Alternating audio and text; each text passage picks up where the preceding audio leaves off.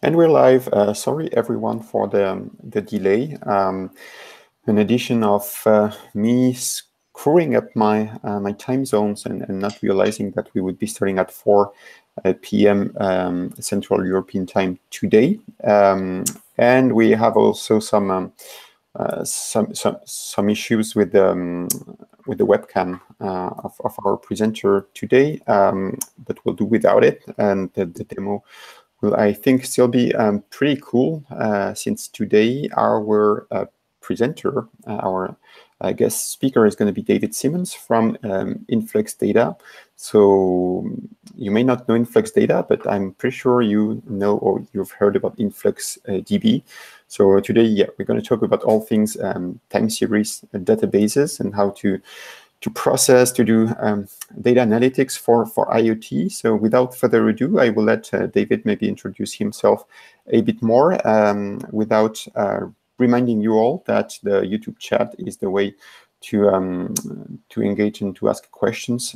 So should you have any question, I will make sure to collect them on the chat and ask them to David, so that you get an answer.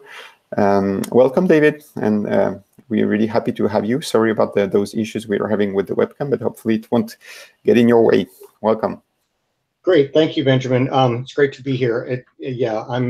I apologize for the lack of webcam. You won't actually get to see the hardware part of the demo, which is actually kind of fun.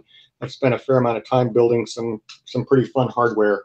But I can at least show, I believe, some pictures of it, because I've been taking pictures of most of it along the way just to share on Twitter. So if you don't follow me on Twitter, that's my Twitter handle, DavidGSIoT. I am the IoT developer evangelist for Influx Data. And as Benjamin said, you may not know Influx Data, but you most certainly probably know Influx DB, especially if you've been working with some of the Eclipse IoT projects like Unide that rely on Influx DB as their backing data store. So one of the things that I've been working a lot on is this edge collection of data, the movement of data collection from sort of central repositories to being able to collect and analyze data closer to the devices out on, say, an edge device is a big push in IoT. So I've been spending a fair amount of time working on that. So I'm going to go through some of that, and I'm going to try not to kill you with PowerPoint, but I may not have a choice now since I don't have a webcam to show you many cool demos. So I'll talk a little bit about IoT data needs and what IoT data solutions need, and in some ways the needs are different in the cloud versus at the edge. And I'm going to talk about data collection and data analysis, and in both of those I'll do a little bit of talk about that both at the edge and in the cloud or in the enterprise. So I've been saying this for a long time. I've been doing IoT. I think the first IoT project that we started was in 2003. So I've been doing this for a while, and I've been actually saying these three things, and I added the fourth just this year, is that data's got to be timely, accurate, and actionable. So you've got to be able to ingest data at very high rates, because IoT generates huge amounts of data generally, unless you're just doing sort of a small, test deployment. It's got to be accurate, so the integrity of the data from device to analytics platform, that's got to be reliable and have integrity throughout. And the most important thing is it's got to be actionable. If you're just collecting data on IoT and you're not actually doing anything with it, why are you collecting it, right? There doesn't seem a whole lot of point if you're not actually going to do anything with it. And by actionable, I typically mean something fairly immediate, right? If you're going back and looking at your historical data from 30 days ago and you're noticing a problem, if you didn't do anything about that problem at the time, you've missed it, right? So historical data is great, but it's not going to help you avoid and detect problems immediately. And this last one I added, deployable, a great solution allows you to deploy it both in the data center or in the cloud or at the edge, so that you can sort of collect your data wherever it happens to come. And most of the IoT folks that I talk to are having trouble finding something that can do all that. Now, this URL is actually a networkworld.com article that I read a couple of weeks ago, and it sort of lays out these 4 points for what IoT platforms need.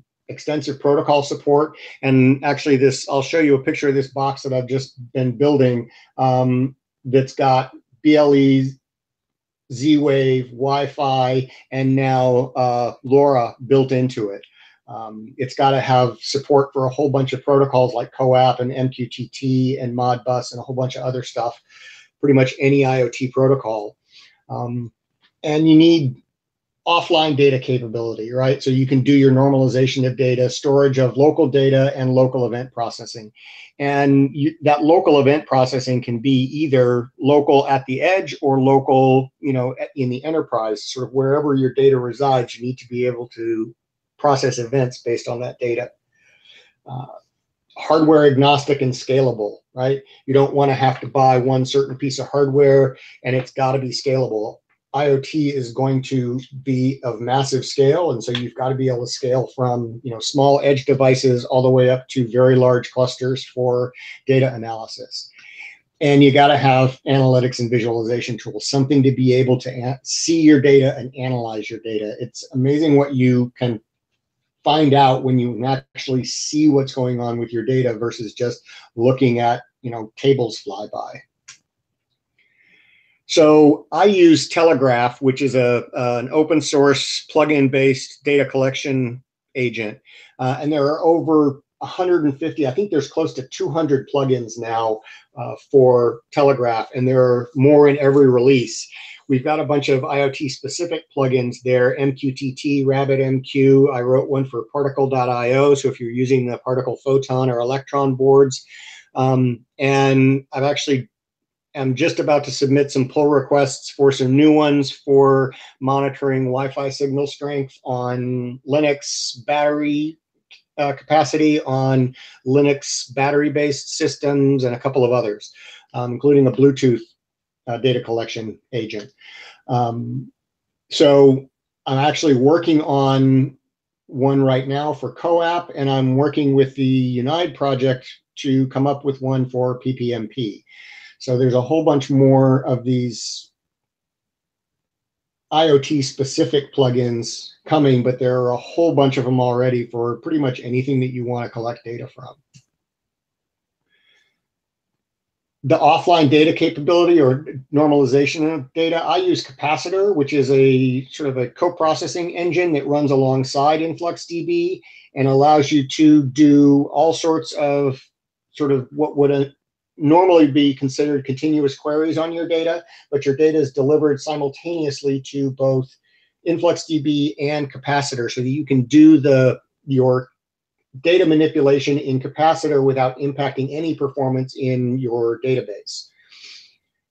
Storage for local data, you got to be able to store some data on the edge, right? Unless you're just putting in a dumb gateway that's going to forward everything up over the internet to the cloud, which is a fairly inefficient use of network resources, right? You want to be able to have something at the edge that can collect data and do some storage of data, normalization of data, forwarding it upstream to the cloud, and especially doing some downsampling before forwarding, so that you can do things like running a 5-minute average on your, say, temperature sensor and only sending the 5-minute averages up to your cloud, right? Where you're doing your local event processing on that immediate data at the edge, right? And for local event processing engine, I also use Capacitor. I'm going to show you some of the Capacitor events, event processing that I've built. Again, hardware agnostic. The entire, what we call the TIC stack for Influx data, runs on both x86 and ARM. So you can run it on high-end servers and on embedded platform, and it's a single code base with simple deployment. So you're not running different code on your edge device versus your middleware versus your backend data lake, right? And that's actually really important if you're trying to save money, because the more different types of code that you're running, the more expensive your deployment's going to be. So this single code base is really important, and the simple deployment is also really important. I've actually done videos where I've deployed the entire tick stack to Linux in, I think it was 5 minutes and 28 seconds or something like that. And that's from installing everything to bringing up a dashboard and customizing the dashboard for looking at local system utilization. So that's pretty easy to bring up and configure. If you want to add some more configuration to Telegraph, of course, it'll take a little longer, custom plugins, those sorts of things.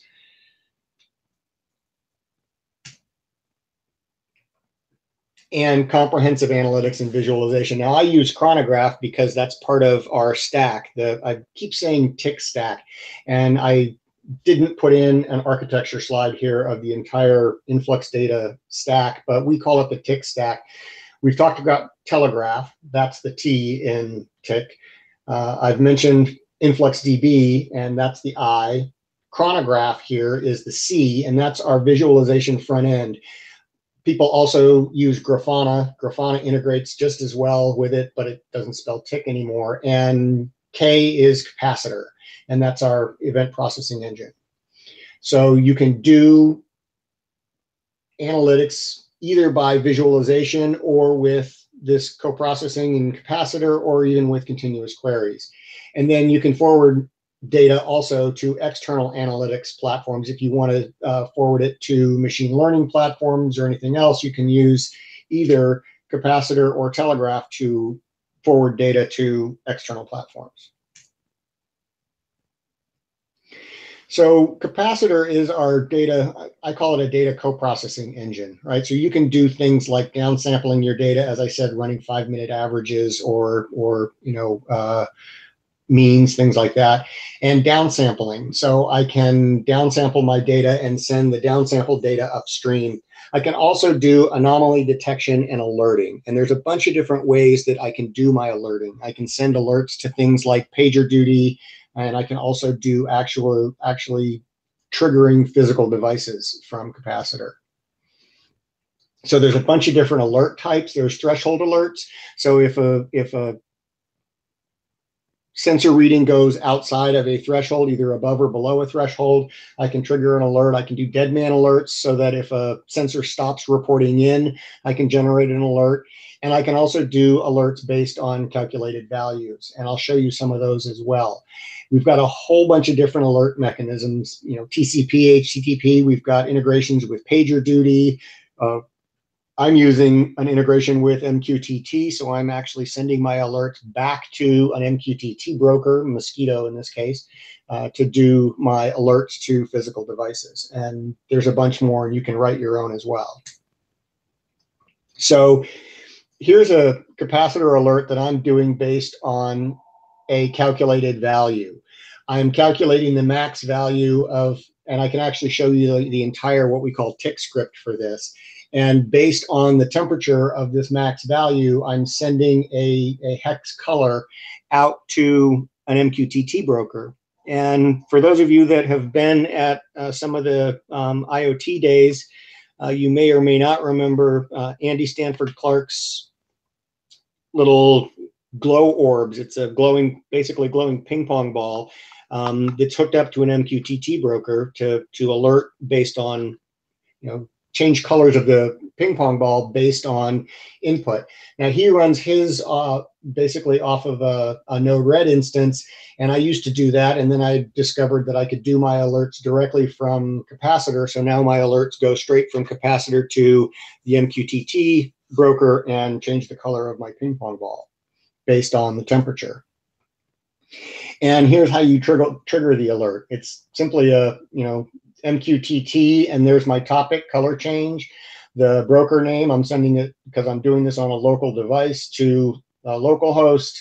The topic is the message, and if we go back here, this value here is the message. So, and I can set the QoS, and I can also set whether the value is retained. And whenever the temperature fluctuates, it generates a message, and my ping pong ball changes colors. So sort of an overall view of what I've been talking about.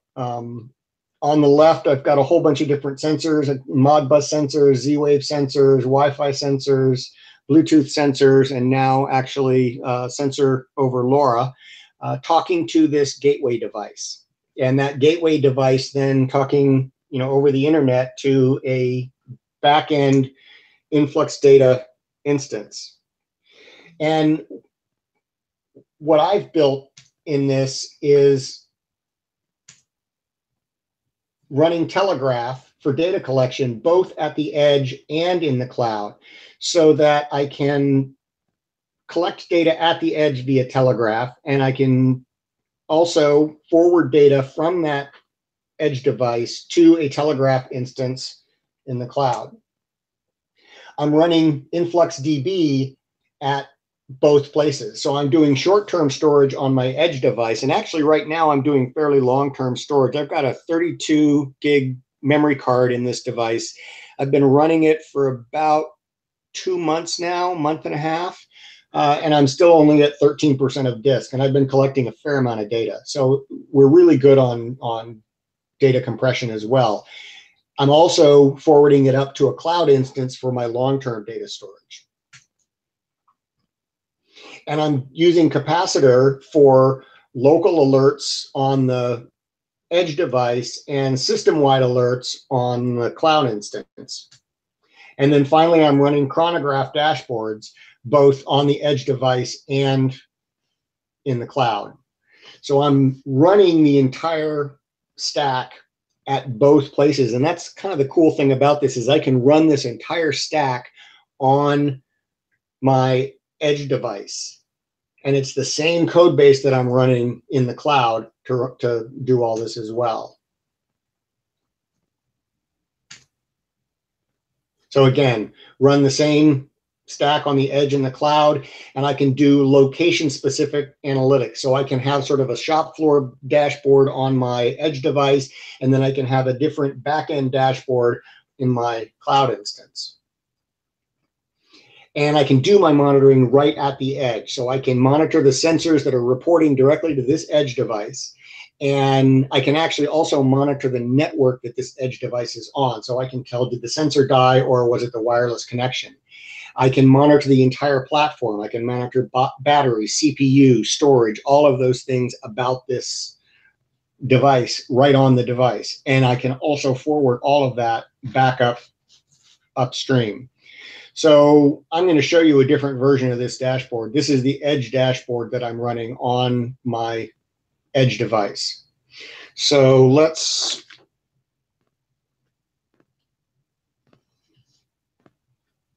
go ahead and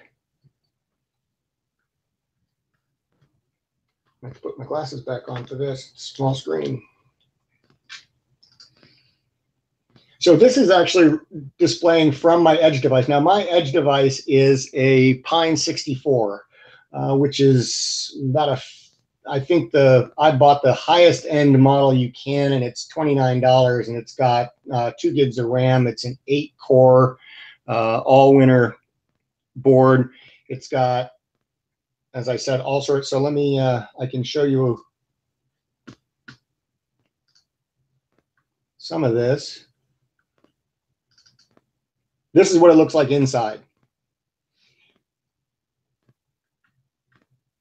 And I have added, as of today, I added a second antenna for my LoRa board, which is under here. And I added a little Wemos board to run that LoRa radio and output the data that it collects to this board. And it's got a touch screen on it. Let me see if I can find. My touch screen, no. You're going to have to look at all my photos now. This is what the front of it looks like, right? So it's a all-in-one device with a touch screen display, and you can see I'm running this same dashboard on the device as I'm running here. Now, right now, my Wi-Fi monitors and my battery monitors are not turned on, and I'm not actually also collecting data from these other sensors. I can plug one of them in, and we can start to see temperature and humidity data come in. Let me plug that in for you.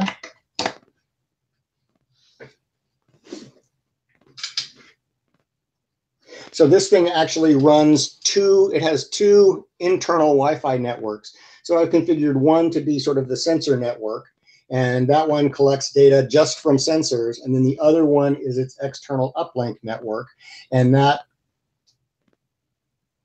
allows me to upstream my data. So there you'll see, now you can see that light values are coming in, temperature values are coming in, and atmospheric pressure values are coming in, right?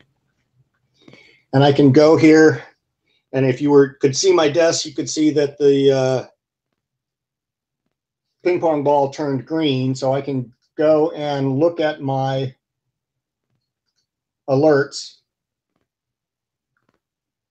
And here's where I'm grabbing, telling it which database to use, which sensor to look at, and calculating the temperature.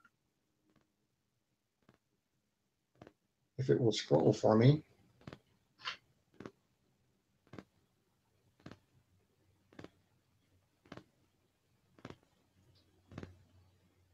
And here's where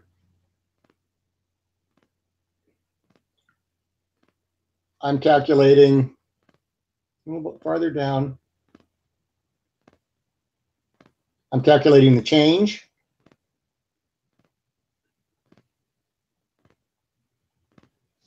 I'm outputting that data as derived data back to my influx data, my InfluxDB on the local, and then I'm also outputting it to my MQTT instance to the color change. And if we reconnect the MQTT broker,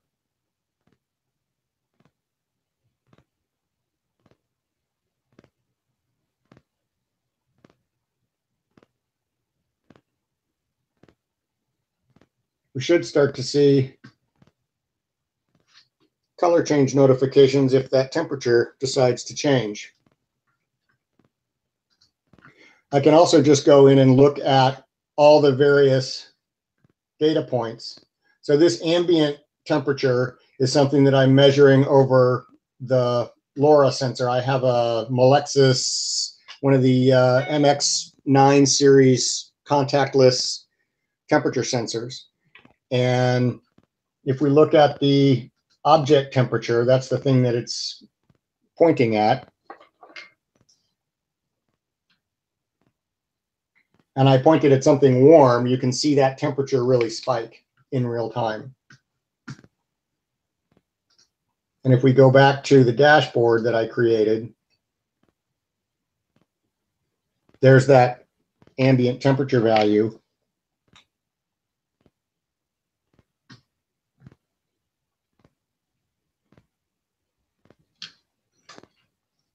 I'm also monitoring a few other things like the CPU, and I'm actually monitoring my minimum and maximum temperature change values to keep track of how many of those events are being sent.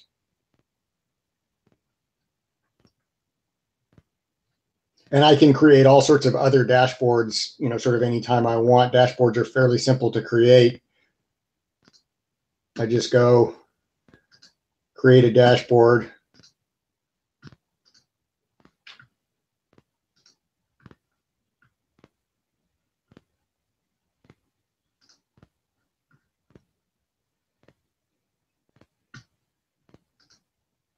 There's the ambient temperature, and I can choose how I want to visualize it. We'll fill the previous so that it doesn't keep dropping out. Then I can make this a dial or a bar graph or a line graph with the last reading, or even just have it a simple tell me what the temperature is, right? And as it changes, we'll see the temperature change.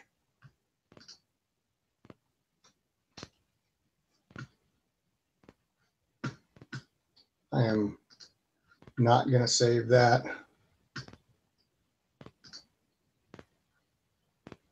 And we'll go back to this. Does anybody have any questions about any of this? I can also show you, once I log in, my cloud instance.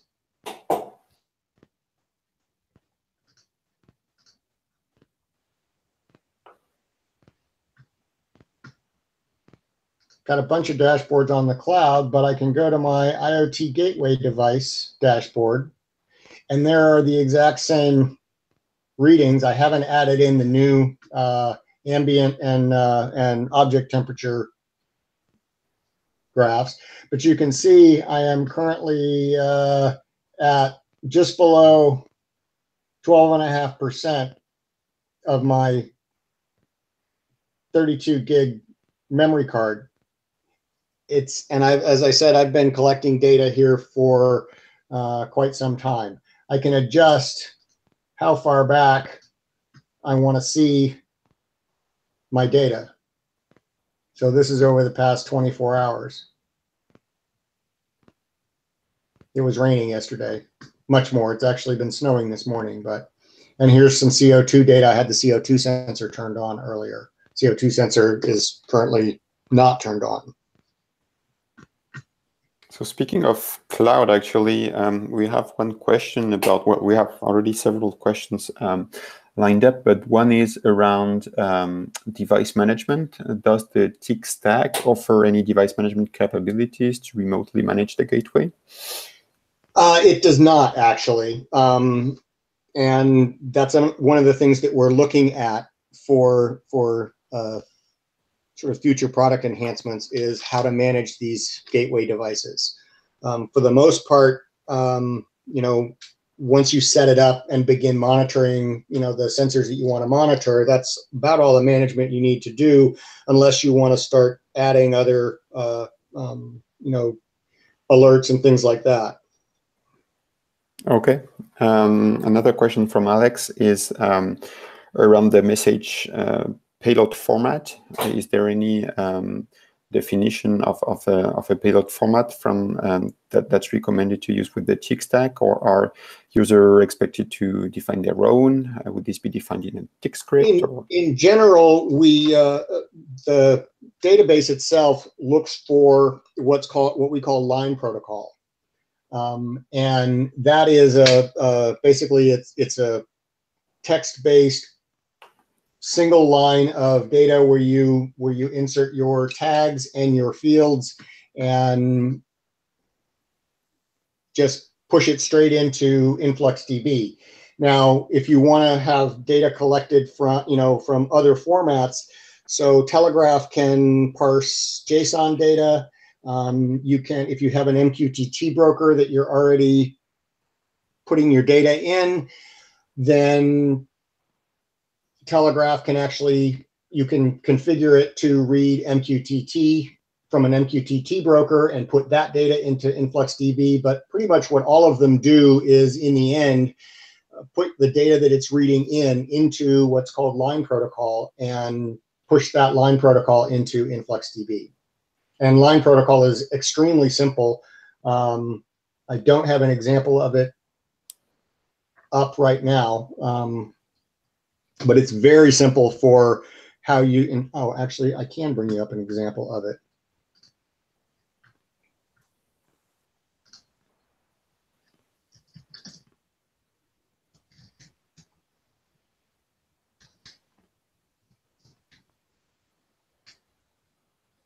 Oh, I'm on the wrong.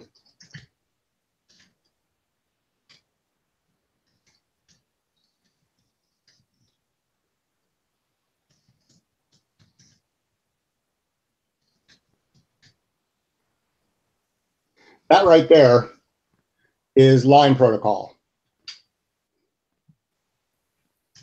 So I can highlight this if you can see it. I'm not sure you can, but I can. Let me see if I can.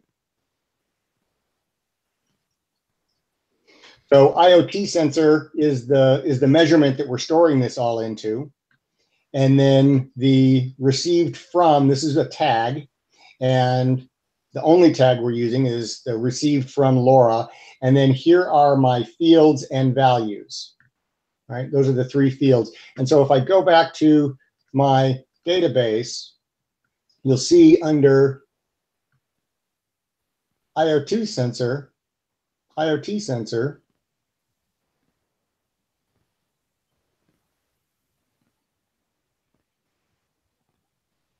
here's my receive from tag, and there's LoRa. So I can group by my tags, right? And then here are the readings that are being put in from that device. So that's basically, that is line protocol right there. Other questions? Sure. We're going to talk about money now. Two questions. One is, okay. Are there free tiers on Influx Cloud service? On Influx Cloud, there are not free tiers. The open source version of the entire TIC stack is free for anybody for all you want to do. So if you want to run it in an Amazon cloud instance, you are welcome to, pull up, create a Amazon cloud server and install the open source version of InfluxDB and the entire TIC stack there and run it to your heart's content. What we charge for is, well, we charge for Influx Cloud, which is it's a cloud instance that we manage, and it's a cloud instance of our enterprise version. And the enterprise version gets you basically HA and clustering and a few other side things. So if you're looking for an HA configuration, a clustered configuration of InfluxDB, then you're going to want to go with the enterprise version. So right now, the edge version that I'm running is the open source version of the entire stack, right? Okay. So yeah, he said two questions around money. A really good question, actually, and I'm certainly interested in the answer. Do you have the bill of materials for your Pine64 and LoRa gateway setup? Actually, I do. I have a complete bill of materials for everything that I bought except for the LoRa radio modules, because I just added that to mine. And I can publish that. So Benjamin, I'll talk to you about how best to push that out, because I'm actually in the process of building a bunch of these gateways right now to hand around to other people in the company to play with. So I've got a complete bill of materials. The only problem that I've run into is that the Pine64 boards themselves are back ordered until April. Well, I mean, we're March 21st, so it's not right. That bad, actually. So I don't know when in April, but Pine64, you can order basically all the Pine parts at pine64.org, and that's the case that I got, the touchscreen display, the Wi-Fi and BLE adapter, and the main board. I'll also publish some stuff on how I built the OS to run all of this, because that was a bit of a challenge as well. There are several different flavors of Linux that run on the board, but only one of them supports the touchscreen display, and then that one doesn't support some other things that I needed, so I had to basically custom build a bunch of things to get the whole image to work. Okay, thank you. And a follow-up question from Alex on the line protocol. So if I have a non-TIC application that want to subscribe to the same MQTT topic, would it need to understand the line protocol? And If that's the case, what are the platforms that will be possible on? No, so this is a MQTT, client that I'm just watching the notices go by, right? And you don't need to understand line protocol to either talk to or listen to the MQTT broker.